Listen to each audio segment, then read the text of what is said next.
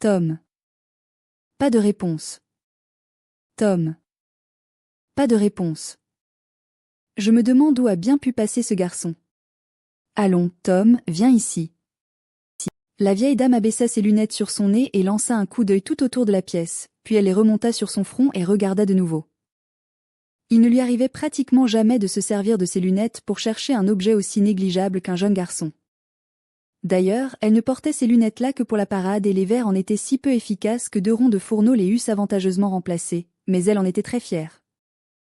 La vieille dame demeura un instant fort perplexe et finit par reprendre d'une voix plus calme, mais assez haut cependant pour se faire entendre de tous les meubles. « Si je mets la main sur toi, je te jure que… » Elle en resta là, car, courbée en deux, elle administrait maintenant de furieux coups de balai sous le lit et avait besoin de tout son souffle. Malgré ses efforts, elle ne réussit qu'à déloger le chat. Je n'ai jamais vu un garnement pareil. La porte était ouverte. La vieille dame alla se poster sur le seuil et se mit à inspecter les rangs de tomates et les mauvaises herbes qui constituaient tout le jardin. Pas de Tom. Et Tom, lança-t-elle, assez fort cette fois pour que sa voix portât au loin. Elle entendit un léger bruit derrière elle et se retourna juste à temps pour attraper par le revers de sa veste un jeune garçon qu'elle arrêta net dans sa fuite. « Je te tiens. J'aurais bien dû penser à ce placard. Que faisais-tu là-dedans ? » Rien. Rien ? Regarde-moi tes mains, regarde-moi ta bouche. Que signifie tout ce barbouillage ? Je ne sais pas, ma tante. Eh bien, moi je sais. C'est de la confiture.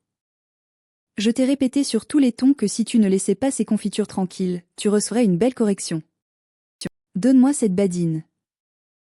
La badine tournoya dans l'air. L'instant était critique. Oh ! Mon Dieu ! Attention derrière toi, ma tante.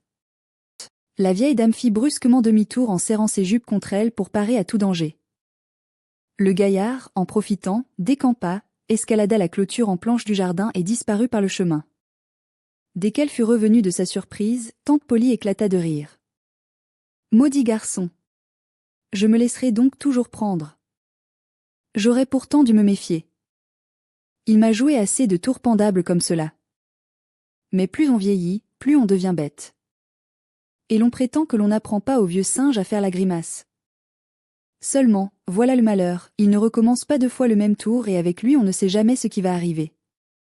Il sait pertinemment jusqu'où il peut aller avant que je me fâche, mais si je me fâche tout de même, il s'arrange si bien pour détourner mon attention ou me faire rire que ma colère tombe et que je n'ai plus aucune envie de lui taper dessus. Je manque à tous mes devoirs avec ce garçon-là. Qui aime bien, châtie bien, dit la Bible, et elle n'a pas tort. Je nous prépare à tous deux un avenir de souffrance et de péché. Tom a le diable au corps, mais c'est le fils de ma pauvre sœur et je n'ai pas le courage de le battre. Chaque fois que je lui pardonne, ma conscience m'adresse d'amers reproches et chaque fois que je lève la main sur lui, mon vieux cœur saigne. Enfin, l'homme né de la femme n'a que peu de jours à vivre et il doit les vivre dans la peine, c'est encore la Bible qui le dit. Rien n'est plus vrai. Il va de nouveau faire l'école buissonnière tantôt et je serai forcé de le faire travailler demain pour le punir. C'est pourtant rudement dur de le faire travailler le samedi lorsque tous ses camarades ont congé, lui, qui a une telle horreur du travail. Il n'y a pas à dire, il faut que je fasse mon devoir, sans quoi ce sera la perte de cet enfant. Tom fit l'école buissonnière et s'amusa beaucoup. Il rentra juste à temps afin d'aider Jim, le négrillon, à scier la provision de bois pour le lendemain et à casser du petit bois en vue du dîner. Plus exactement, il rentra assez tôt pour raconter ses exploits à Jim tandis que celui-ci abattait les 3/4 de la besogne. Sidney, le demi-frère de Tom, avait déjà, quant à lui, ramassé les copeaux. C'était un garçon calme qui n'avait point le goût des aventures. Au dîner, pendant que Tom mangeait et profitait de la moindre occasion pour dérober du sucre, tante Polly posa à son neveu une série de questions aussi insidieuses que pénétrantes dans l'intention bien arrêtée de l'amener à se trahir. Pareil à tant d'autres âmes candides, elle croyait avoir le don de la diplomatie et considérait ses ruses les plus cousues de fil blanc comme des merveilles d'ingéniosité. « Tom, dit-elle, il devait faire bien chaud à l'école aujourd'hui, n'est-ce pas ? » »« Oui, ma tante. »« Il devait même faire une chaleur étouffante ? » ?»« Oui, ma tante. »« Tu n'as pas eu envie d'aller nager ? » Un peu inquiet, Tom commençait à ne plus se sentir très à son aise. Il leva les yeux sur sa tante, dont le visage était impénétrable. « Non, répondit-il, enfin, pas tellement. La vieille dame allongea la main et tâta la chemise de Tom. En tout cas, tu n'as pas trop chaud, maintenant. Et elle se flatta d'avoir découvert que la chemise était parfaitement sèche, sans que personne pût deviner où elle voulait en venir.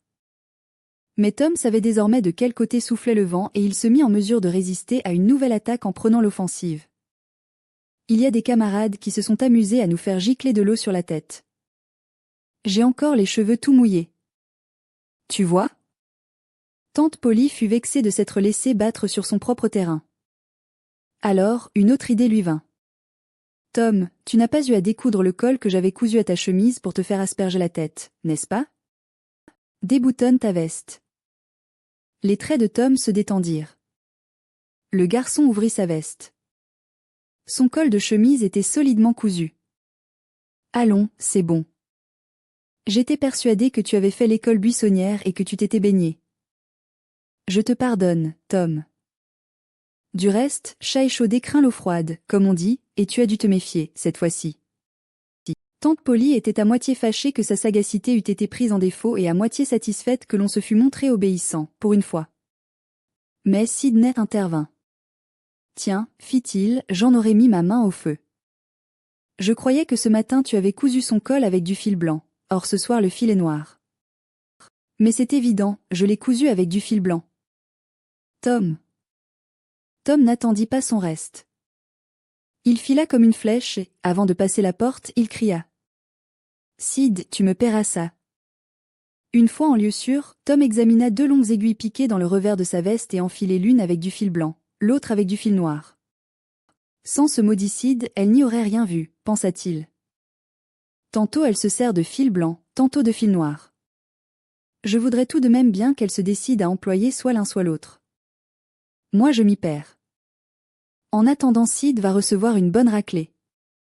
Ça lui apprendra. Tom n'était pas le garçon modèle du village, d'ailleurs il connaissait fort bien le garçon modèle et l'avait en horreur.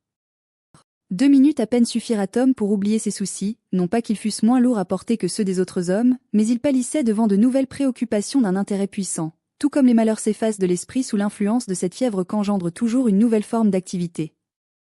Un nègre venait de lui apprendre une manière inédite de siffler et il mourait d'envie de la mettre en pratique. Cela consistait à imiter les trilles des oiseaux, à reproduire une sorte de gazouillement liquide en appliquant à intervalles rapprochés la langue contre le palais. Si jamais le lecteur a été un petit garçon, il se rappellera comment il faut s'y prendre. À force de zèle et d'application, Tom ne tarda pas à mettre la méthode au point et, la bouche toute remplie d'harmonie, l'âme débordante de gratitude, il commença à déambuler dans les rues du village.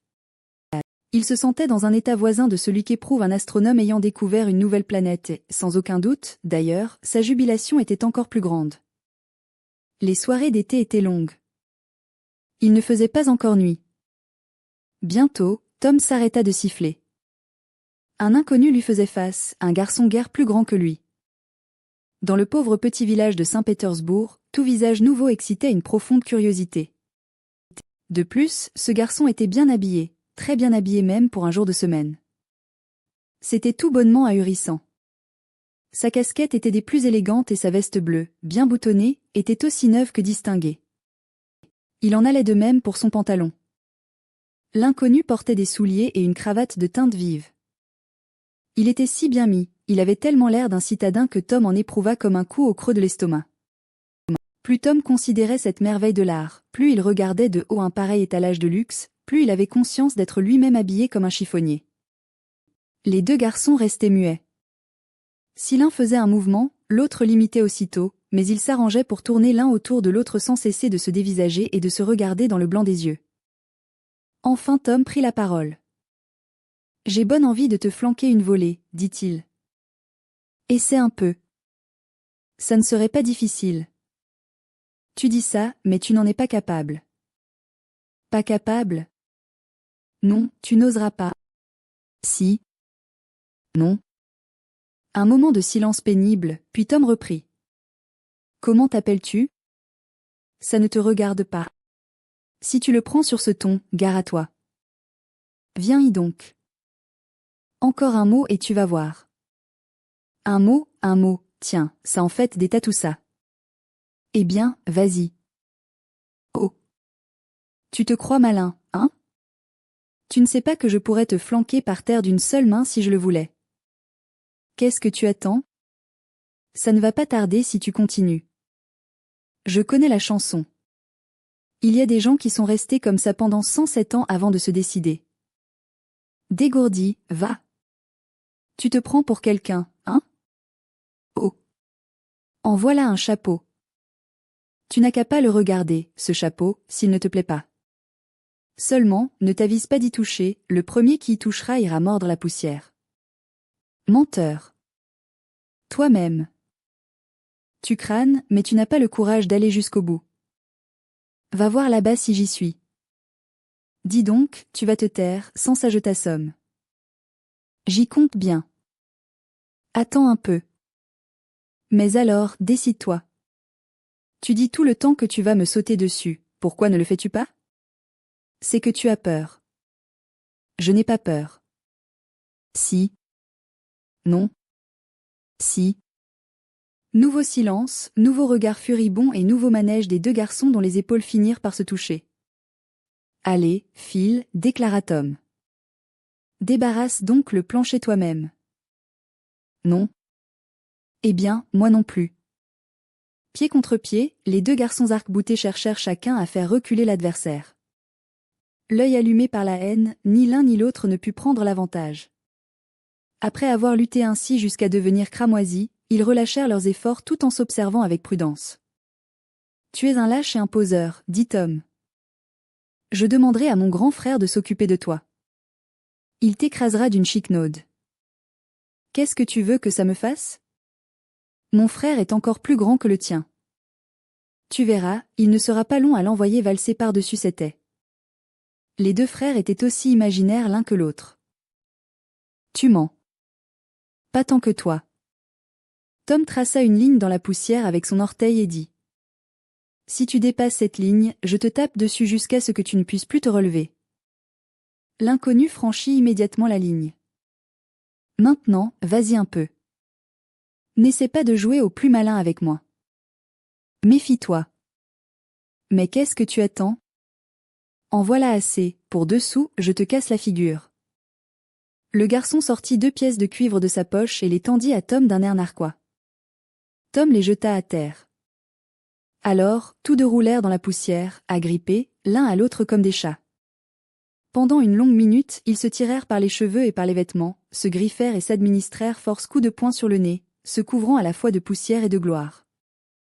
Bientôt, la masse confuse formée par les deux combattants émergea d'un nuage poudreux et Tom apparut à califourchon sur le jeune étranger dont il labourait énergiquement les côtes. « Tu en as assez ?» fit Tom. Le garçon se débattit. Il pleurait, mais surtout de rage. « Tu en as assez ?» Pas de réponse, et Tom recommença à taper sur l'autre. Enfin, l'étranger demanda grâce. Tom le laissa se relever. « J'espère que ça te servira de leçon, fit-il. La prochaine fois, tâche de savoir à qui tu te frottes. » Le garçon s'en alla en secouant la poussière de ses habits. Il haletait, reniflait, se détournait parfois en relevant le menton et criait à Tom ce qu'il lui réservait pour le jour où il le repincerait, ce à quoi Tom répondait par des sarcasmes. Fier comme Artaban, il rebroussa chemin.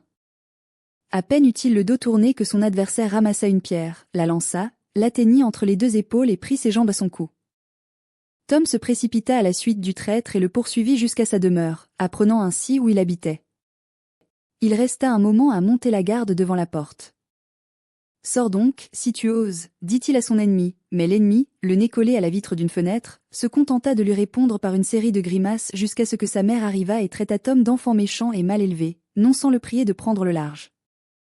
Forcé d'abandonner la partie, Tom fit demi-tour en se jurant bien de régler son compte au garçon.